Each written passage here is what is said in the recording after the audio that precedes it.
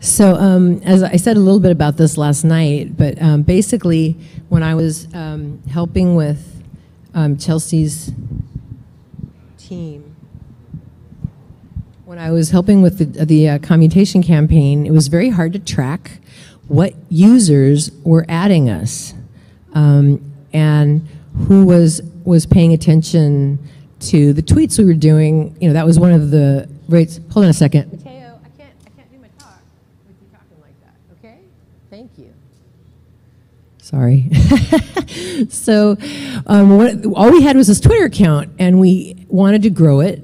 And it was one of the things, we would get a lot of retweets and stuff from now and then, but one of the things that did not grow very quickly was our follower count. We just couldn't figure it out. It was just, it wouldn't really grow that many. We would see other people have a big tweet and then get like a couple thousand followers in one day, and we would have something that had like thousands and thousands of retweets, but we'd get like, 50 followers or 100 followers or something. So we weren't sure what the connection was between that. And me and Chelsea started thinking about what kind of tools. We actually have big ideas for some tools, but the main point was, God, we can't even figure out who our damn new followers are, because Twitter likes to mix it up every time you look. They give you some other view. God knows what it's based on anymore. And I did some tests for a while to try to figure out if it was based on anything. Does it come in any order? Can we do this? Can we do that? And the answer was no.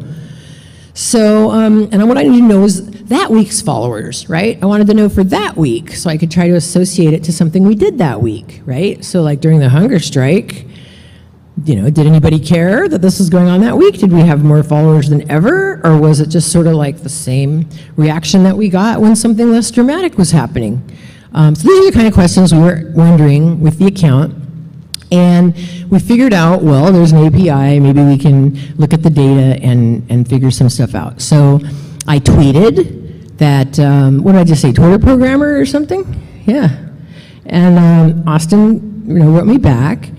And then between him and a little input from Daniel Rigmaiden sometimes, I started developing these ideas, and we ended up with this tool that would download all the data from all the followers, and then we could filter it however we wanted. So there's so many parameters that the API contains, and a lot of them make sense, and a lot of them are like, why do they even have that there? Like, what the hell does that even mean? And so we would have a spreadsheet generated when we were done from the data. So the first step was downloading everything, and then the rate limit, right? And then it had a weird rate limit, so we had to figure out how many seconds it was going to time out anyway, because our query was too long, and so we would stop it ourselves and start it again right before that would happen.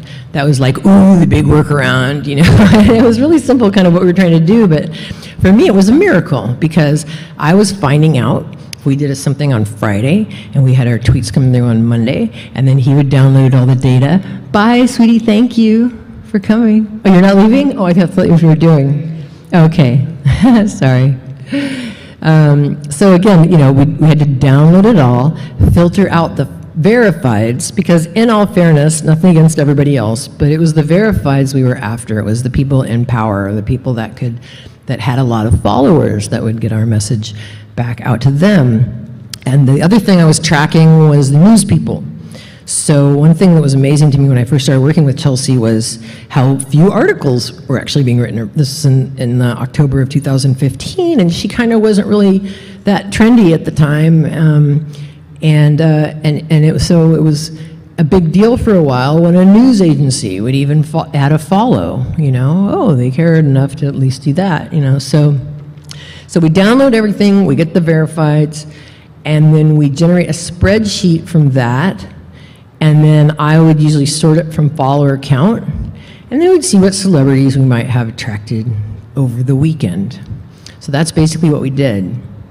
So Austin's going to talk about what we actually did tech-wise, and he does have some code that we can give. It's just a Python script, right?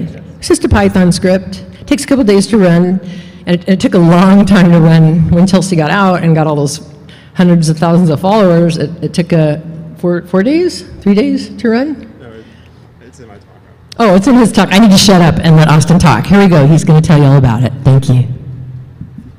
You can use it. Yeah, Yeah. I can hold on to this. All right. Yeah. Thanks. So as Lisa mentioned, we do have some code to give out at the end of this talk just to make it a little easier for people to access this technology and apply it to their own social causes. But for anyone who's not familiar, I wanted to talk a little bit about what kind of data is available in the Twitter API that you could potentially use for, helping make press connections, for example. So some of the most useful information is that you get like the usernames, the names, and the verified status of different Twitter users. So you can sort by that and find people who are likely to be journalists, or you can find other users who have large numbers of followers, and they would be prime candidates for maybe retweeting one of your tweets to get more exposure.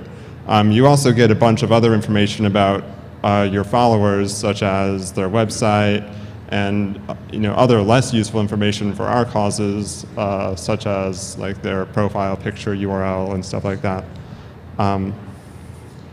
So I wanted to talk about some of the challenges that we faced when doing this kind of work so that other people who are just starting to do this work themselves can hopefully avoid some of the pitfalls and get started more quickly. So the three challenges I want to talk about today are Twitter's rate limit, an account suspension issue that we had, and then also the size of the data that we accrued. So Twitter's API actually has a pretty low rate limit when you want to download all followers for a particular account. So you can download about 200 followers a minute. So in the case of Chelsea's account, where when I started she had about 71,000 followers, it takes about 6 hours to download all the followers with that rate limit. But now she's at about 312,000 followers, so it takes over a day, 26 hours to be exact, to download all of that data.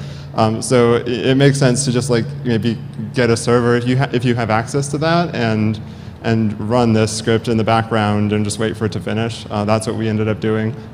There isn't really any like magic workarounds because every time you request the data, you have to download the full data set.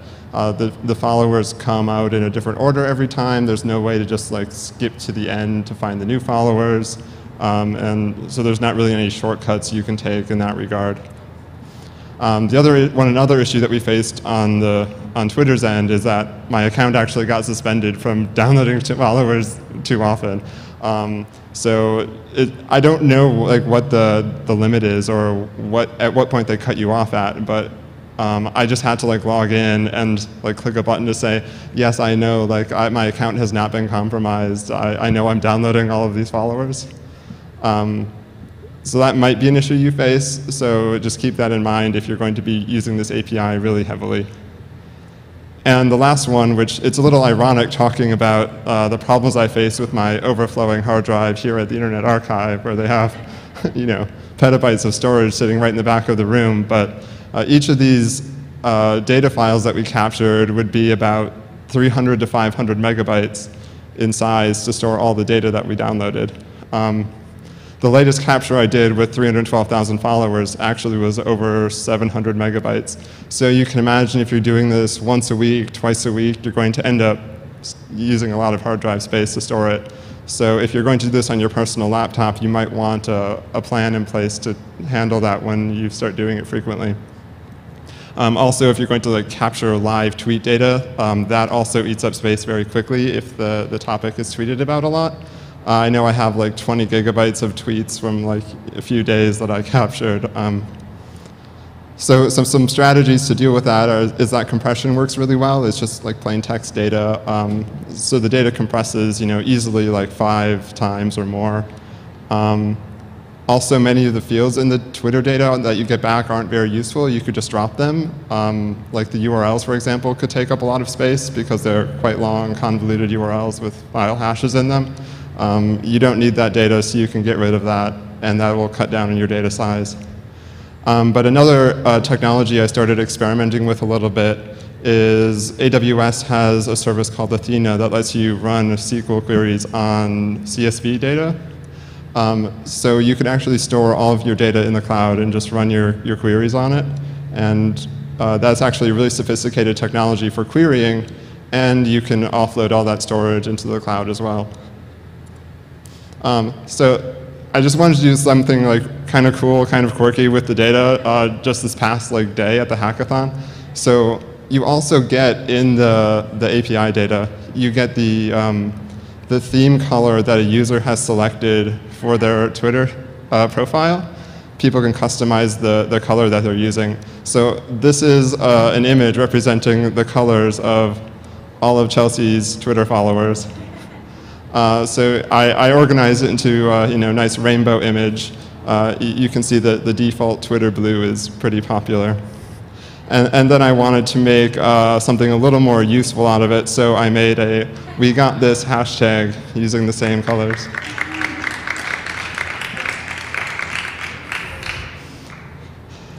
So I promised some code, so it's on my GitHub. Here's the URL. You can go and download it. There's instructions on how to use it. And I believe Lisa wanted to talk a little bit more about how we were able to use this data then to reach out to different journalists, et cetera. Yeah, and really we're almost, really all I wanted to do was I also wanted to give, sorry, I get all emotional. I just wanted to say that also a lot of times when Austin is doing this, he's doing it like on really short notice on a Friday night when something happened and we had to have the data by like Sunday, so we had like planned to get our thing that went out Monday morning at 5:30. I always did everything first thing at 5:30 to start at East Coast time, or I guess I ended up with 9:10 or something was the best time for our launches. I did a lot of tests, so it was above and beyond the Call of Duty, and I just want everybody to give Austin a round of applause. Thanks.